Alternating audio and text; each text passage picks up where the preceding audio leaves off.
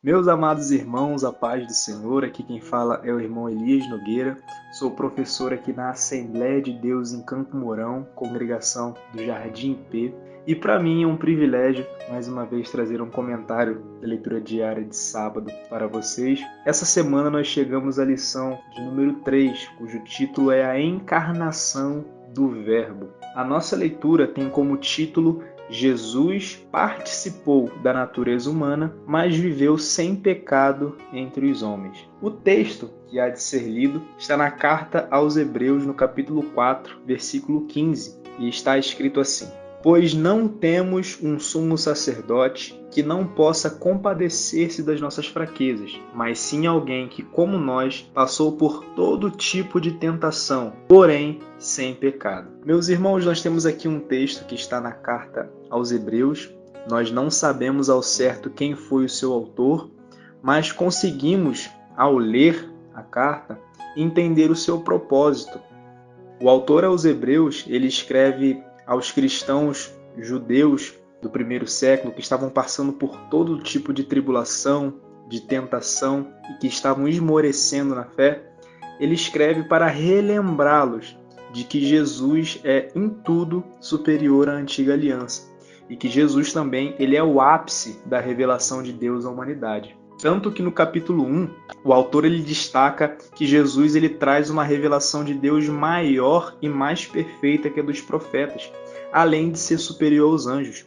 No capítulo 2, ele é o misericordioso e fiel sumo sacerdote. No capítulo 3, Jesus é digno de maior glória do que Moisés. E no capítulo 4, ele é o grande sumo sacerdote, que não entrou simplesmente no lugar santíssimo de um templo feito por mãos humanas, mas ele penetrou nos céus. Essa semana, nós estamos estudando sobre a doutrina da encarnação do nosso Senhor Jesus e sobre vários falsos ensinos que tentam negar esse fato, afirmando que o Mestre foi apenas uma aparência de uma forma humana, como diz o docetismo, sendo a sua morte na cruz apenas uma espécie de simulação, algo que não teria ocorrido de verdade. Mas a Bíblia, ela nos ensina algo de muita importância aqui no texto que nós lemos, que Jesus de fato encarnou-se e fez-se homem.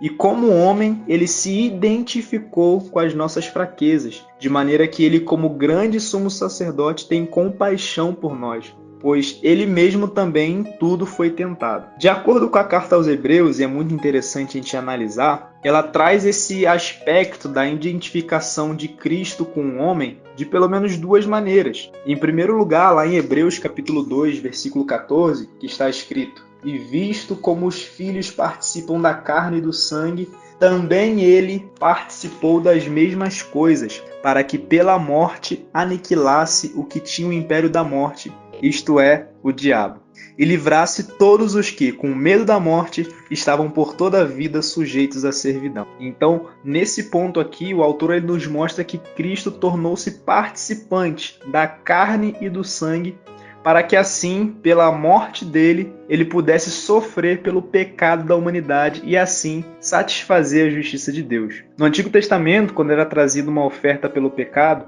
o ofertante ele colocava as mãos sobre a cabeça do animal que seria sacrificado, o que significava que ele estava se identificando com aquele animal. Então, quando o animal era morto no lugar do ofertante. Jesus ele tornou-se carne para que pudesse se identificar conosco e quando morreu na cruz, morreu no nosso lugar. E no capítulo 4, versículos 14 a 16, o texto onde lemos, o autor nos mostra que Cristo encarnou-se e se identificou com a nossa natureza humana. Ele conheceu a nossa natureza humana. Ele aprendeu o que era o sono, o cansaço, a fadiga, a tristeza. Por isso que ele é um sumo sacerdote que se compadece das nossas fraquezas. E quando nós estamos cansados, ele nos entende. Quando nós estamos tristes, ele nos entende. E é por essa causa que nós temos toda a confiança para nos achegarmos na presença de Deus. Negar que Jesus veio em carne é negar as Escrituras e tornar ineficaz o sacrifício feito no Calvário. Portanto, meus irmãos, convém para nós